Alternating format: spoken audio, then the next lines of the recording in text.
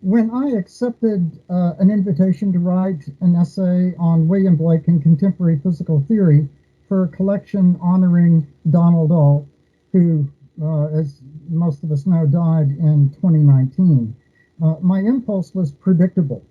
I recalled our first meeting on a panel at the Lacan Language and Literature Conference at Kent State University a long time ago in 1988. And Donald had just completed his daunting and dense narrative Unbound, which which was his further analysis of Blake's, quote, uncompromising war against single vision, launched in visionary physics. I had just completed the first draft of my dissertation, Vortex and Mirror, Blake and Lacan, and read a piece on Blake's illustrations for Thomas Gray's Ode on the Death of a Favorite Cat that appeared in Visual Language, becoming the second of now probably too many 25 chapters and essays published on Blake's illustrative and imaginative methods.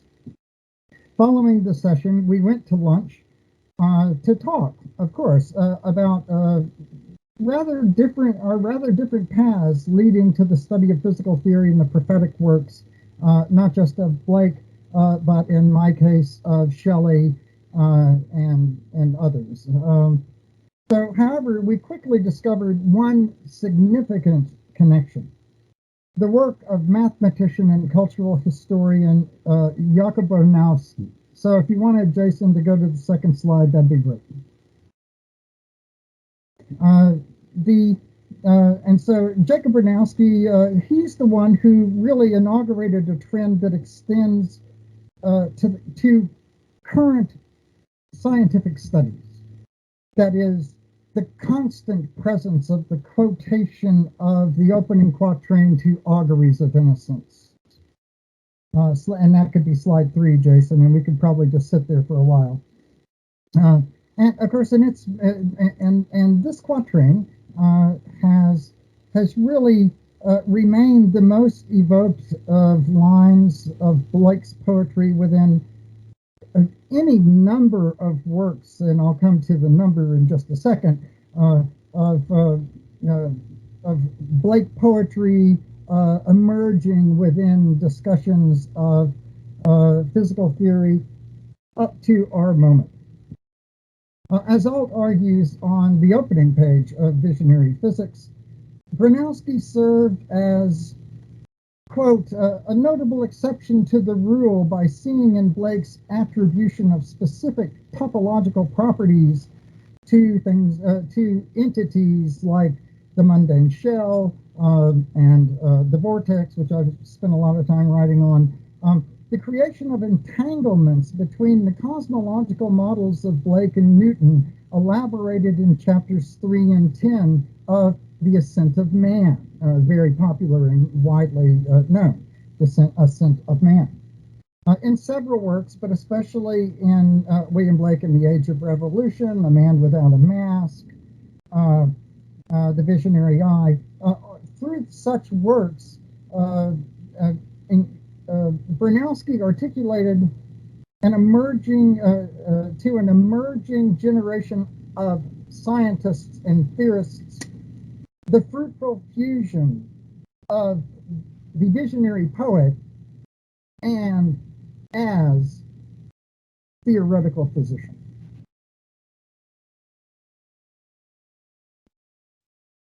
So Blake's presence in the new physics.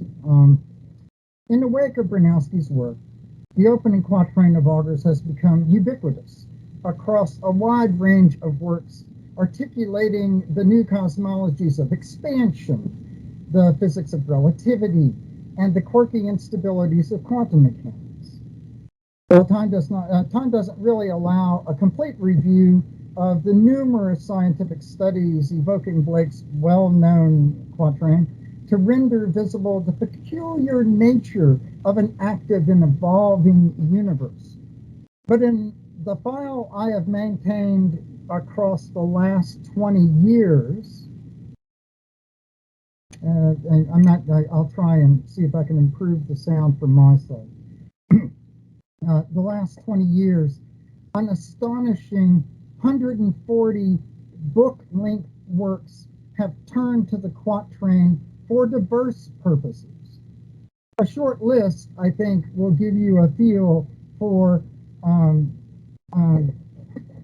how Blake has become, for lack of a better word, a strange attractor for those that elaborate the most exotic physical models in contemporary physics. And so such a list would include, and this list is simply in alphabetical order, John Briggs and F. David Pete's Looking Glass Universe, Fritjof Capra's The Tao of Physics, my colleague Paul Davies' The Mind of God, Timothy Ferris's The Mind Sky, James Gleick's specific impactful work Chaos, Roger Jones's Physics as Metaphor, Leon Schleyn's Art and Physics, and Gary Zukav's The Dancing Wooly Masters. Trend of Roger Jones's Physics as Metaphor, Leon View through two works that I'm going to focus on a little bit today that evoke the phrase fearful symmetry, of course symmetry being a prominent term inside of the new physics. The phrase physical symmetry in their titles to convey the revisionary energies of how they see the new physics. So feel free to go to the next slide, Jason. So this trend of appropriating Blake comes easily through these works. The first work by Ian Stewart and Martin Golubitsky appropriates Blake's frontispiece to Europe, a prophecy, and yet in answering their question, that is the sort of post-colon part of their title, Is God a Geometry? The use of Blake seems odd because they answer with a resounding yes, that God really is a geometer, and seem to neglect the actual critical dimensions of Blake's image, as the hoary-haired deity leans out of a visioning eye to encompass a fallen world reflected in mocking druidic mathematical proportion of length, breadth, and height, imaged as mathematical proportion, as opposed to the, quote, living proportion as a proportion of length, breadth, and height, visualizes the type of entropic structuration that David Worrell discussed in his fine paper on the first day of the conference. The second work, and somebody is I've done a lot of work with, Anthony Z's slightly earlier study, Fearful Symmetry, The Search for Beauty in Modern Physics. It evokes the same image, yet begins a type of refashioning of the physics rather than the refashioning of Blake. And so he evokes the same image, yet encodes within it the visual alteration of principles of uncertainty associated with Werner Heisenberg, and which so deeply troubled Albert Einstein. Yeah, Jason, feel free to go to the slide 5. In Z's view, the, quote, probability that now controls physics at the most fundamental level brings in its wake protocols governed by acts of observation, a position more aligned with the Blakean position of the alterations that come with an activated eye engaged in these very acts of observation. In this sense, as Z's mutation suggests, principles of uncertainty require that the concrete calipers of creation in the original image be replaced by the casting of dice. An image also conversant with the most famous event in Coleridge's Rime of the Ancient Mariner. the game of dice played between death and life and death that determines the fate of the crew and the mariner. Z's additional morphing of another equally famous painting, Elohim Creating Adam, pursues formal entanglements between conventional theological views of creation imaginatively critiqued in Blake's painting, as Elohim agonizingly drags Adam into material form, and contemporary physical theories of cosmogenesis. And so here's the sort of complete quote that goes with what is figure 14.1 in Z's book. When God supposedly said, "Let there be light," perhaps he actually said, "Let there be an SU5 Yang-Mills theory with all its gauge bosons. Let the symmetry be broken down spontaneously, and let all but one of the remaining massless bosons be sold into infrared slavery." That one last boson, that one last gauge boson is my favorite, Z says. Let him rush forth to eliminate all of my creations. It does not sound as dramatic, but it is probably closer to emergent truth. In several prior works, I have explored the presence of Blake, not just in popular works of theoretical physics, whether as an illustrator of the future of physics, in the case of the frontispiece to Europe or Prophecy in the painting Newton, or a poet capable of offering visionary language appropriate for the new physics of relativity and quantum, in the case of the vortex in Milton, or the wormholes at work in the gates of Jerusalem, that open up onto, of course, other works. And I wrote a sort of fairly lengthy essay on that, included in one of Jason's collections.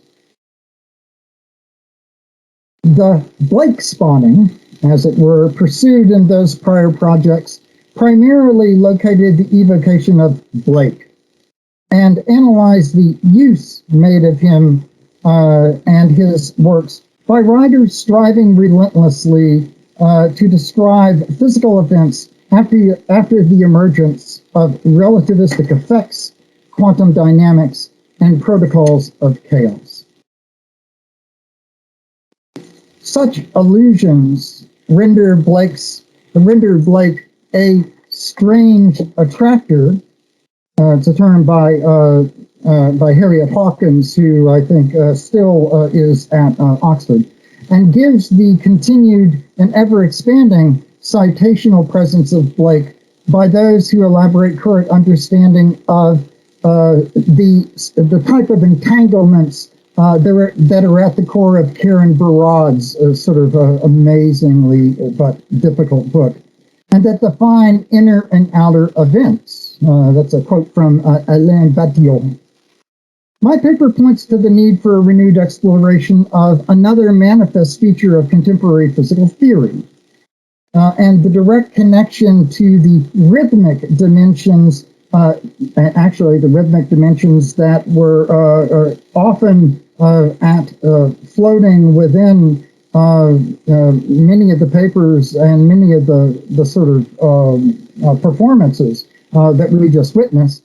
That is, the renewed explanation of these sort of manifest features of contemporary physical theory and the direct connection to rhythmic dimensions at work in the illuminated books of prophecy, clearly emergent in Romantic age scientists. That is, I'm currently working with a group and Jason, I think we've got one more slide there. I think feel free to go there if you'd like.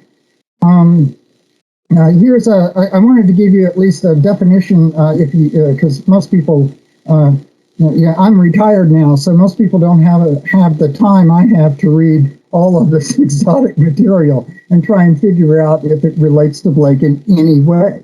I think this one, in fact, does. So So this notion of sort of rhythm is I think something crucial as opposed and dynamic as opposed to static relative to Tom Mitchell's Tom Mitchell's sort of composite artistic method in his discussion. And the dynamic interchanges of word and design might be better assessed as an emergent form of textuality governed by principles of complementarity and expressed as varied rhythmic manifestations. There's in the last, I'd say in the last decade, there has been a great amount of work with Blake and his rhythm, not the rhythm of the poetry so much as the rhythm of, say, the organization of place in, say, just name the Blake work. Visions of the Daughters of Albion is the one that I spent the most time recently arguing for, and that is I adopt a particular text only because there is only one, and it's the last one, if memory serves, where Blake has juxtaposed the title page and the frontispiece. And on the title page of Visions, as most people will recall, it is actually fairly hardened. You can see discrete elements at work in the poem. And so what we get in the title page is a type of literal, illustration of the subjugation of Uvun. But of course, that begs the question of, well, why and what dictates this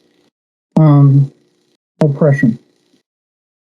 And when you get to the frontispiece, of course, what you see is not just, say, Ithun chained in a cave back to back with her rapist, Bromian, and her,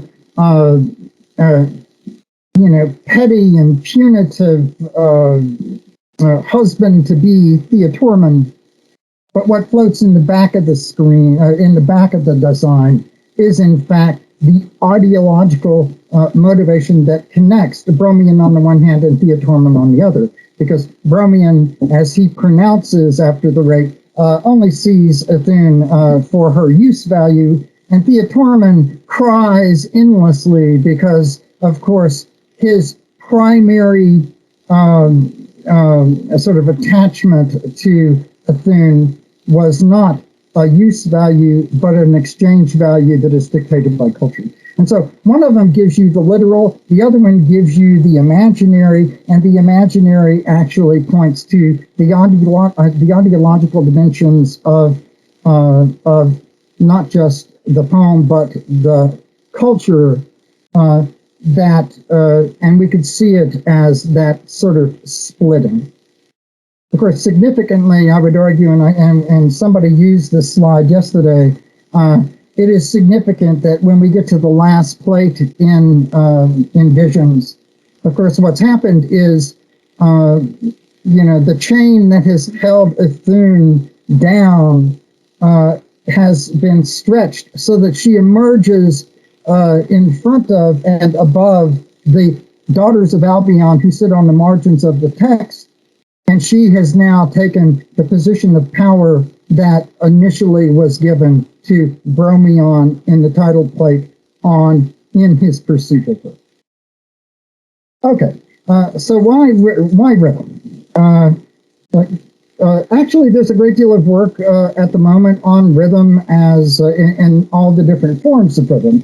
My favorite at the moment is Janine Wellman, who persuasively argues that such operations materialized, quote, as a rhythmic episteme around 1800, when expanded explorations of physical dynamics within numerous forms of knowledge increasingly, quote, positioned the core elements of rhythm, repetition, variation, regularity, periodicity, modification, alteration, and relation at the foundation of virtually all forms of knowledge.